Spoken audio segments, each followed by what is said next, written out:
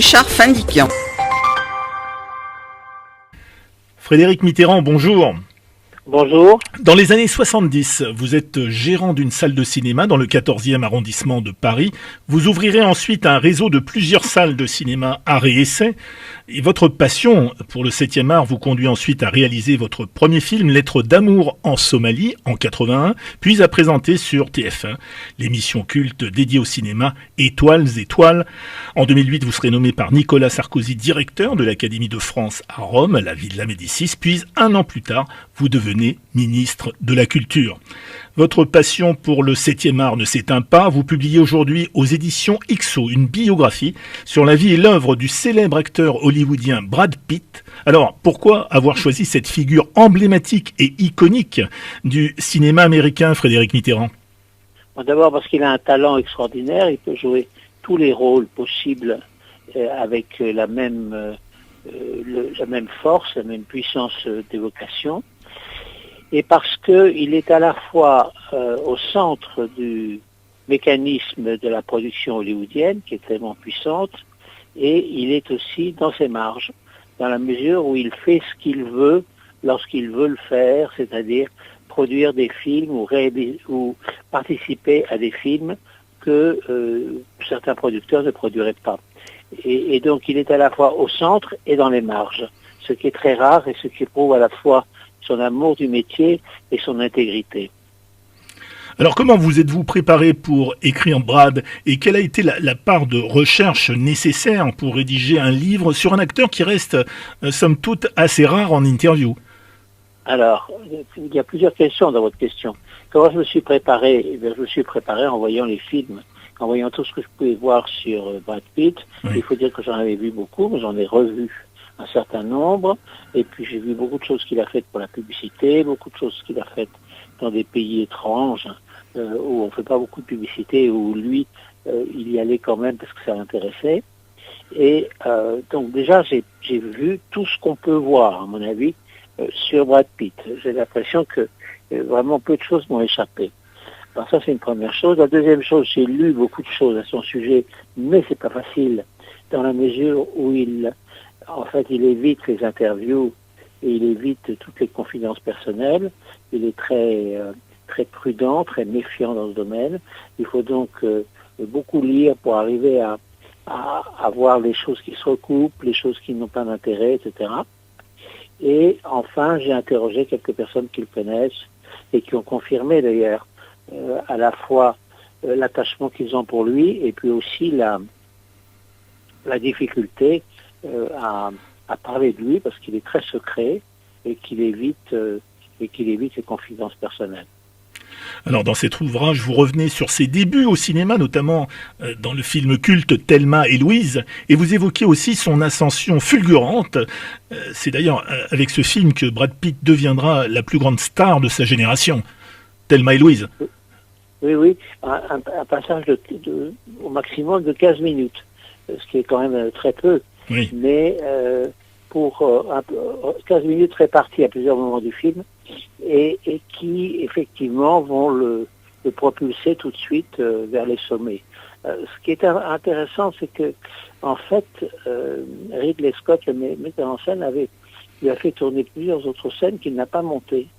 Il ne les a pas montées parce que ça permettait trop vite de comprendre le caractère du personnage et donc ces coupes ont été finalement providentielles. Elles ont permis de resserrer encore un peu plus le trouble que crée le personnage de Brad Pitt, qui donc est un voyou sexy et charmant qui traîne sur la route, que les deux jeunes femmes finalement accueillent et qui, après une nuit d'amour avec l'une d'entre elles, disparaît en la volant.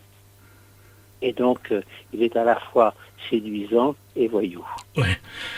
Alors, vous avez déclaré « Je ne le connais pas » et en fait, je pense que c'est mieux que je ne le connaisse pas. J'ai essayé de me trouver sur son chemin, je lui ai écrit une fois en vain, tout en disant par ailleurs « Mais peut-être s'arrêtera-t-il sur cette bouteille à la mer en découvrant qu'il a un ami quelque part en France qui l'aime, l'admire et le comprend. » Oui, alors c'est parce que je suis très prudent. Je je sais que je sais qu'il n'aime pas qu'on parle de lui, Oui. et je suis prudent dans l'amitié que je lui porte, c'est-à-dire je ne veux pas que ce livre apparaisse comme encore un autre bouquin inventé à partir de fausses confidences et choses comme ça. Donc je veux garder j'allais dire presque la pureté de la relation que j'ai avec lui. Et donc c'est pour ça que j'essaye de ne pas le voir non plus. J'ai envoyé une lettre, mais je savais très bien qu'il ne répondrait pas. Et par ailleurs, je me dis maintenant en plus que ce serait, je ne sais pas ce qui se passerait si j'étais en face de lui, parce que je serais tellement intimidé. Mais en revanche, le fait de ne pas l'avoir rencontré, mais de l'avoir tellement rencontré à travers ses films, les interviews qu'il a pu donner, les moments où quand même il s'est livré, il s'est plus livré en plus depuis 3 ou 4 ans, font que finalement c'est comme si je l'avais rencontré, et encore mieux, je crois. À travers vos récits, vous êtes toujours, dites-vous, à la recherche du héros ordinaire, du vrai type sympa, le vrai garçon, celui qui est courageux, sympa, honnête. J'ai écrit un livre sur Brad Pitt parce que je l'aime. C'est un vrai garçon sexy, fort, aventureux, et je suis sûr qu'il me protégerait si j'avais besoin de lui.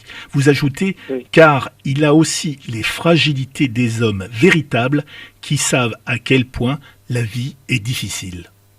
Et oui, je pense vraiment ça, et je pense que je ne trahis pas la vérité en donnant ce genre de précision, parce que en fait, c'est un personnage très mystérieux. Il est toujours de bonne humeur, il est toujours charmant quand on l'interroge, quand on le voit, mais en fait, il ne dit rien. Il rigole, fait des plaisanteries, il esquive tout ce qui pourrait être un peu compliqué, et j'ai quelques-uns de ses amis très proches, car il en a, mais pas beaucoup, reconnaissent qu'il traverse des périodes de déprime ou d'inquiétude sur lui-même qui sont violentes. Et donc il lui arrive de rester chez lui à Hollywood pendant plusieurs journées sans en sortir. Il traîne pas du tout dans les parties et dans les fêtes habituelles. Il est extraordinairement secret en fait. Et une de ses grandes occupations, en dehors du cinéma qui le passionne, c'est de travailler de ses mains, de faire des meubles, de faire des objets et de faire des plans d'architecture ou d'aménager les maisons qu'il achète et qu'il revend. Il est c'est un suractif, il n'arrête jamais. Et ce violon d'Ingres qui est l'artisanat et l'architecture, ces violons d'Ingres ont beaucoup d'importance dans sa vie. Comment espérez-vous que les lecteurs réagissent à Brad et quel message souhaiteriez-vous leur transmettre à travers ce coup de foudre et cette authentique déclaration d'amour ? Aimez votre métier. Première chose, aimez votre métier.